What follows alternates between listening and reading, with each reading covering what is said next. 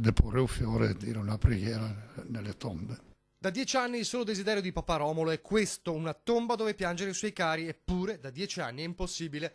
Los Roques, la rabbia e il dolore, perché quei corpi sono lì, ma le pressioni dell'Italia sul Venezuela in 2 lustri non sono bastate e per Romolo non sarebbero mai state realmente fatte. I deputati senatori, in particolar modo di Venezia e di Treviso, secondo il mio modesto parere, hanno il dovere e sono stati votati per risolvere i problemi dei loro cittadini, ma mi pare che questo non venga fatto. Penso che bisognerebbe fare in modo che questa pressione nei confronti del governo locale sia non soltanto dell'Italia ma dell'Europa. Forse il passo da fare è che ci sia una pressione dell'intera Europa.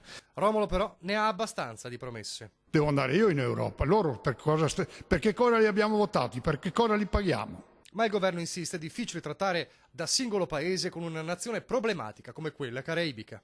Potremmo esercitare questa pressione come continente e far capire quindi che non stiamo parlando di un caso specifico, di un caso locale. Credo che questo sia un passo che possiamo provare a realizzare in tempi anche brevi.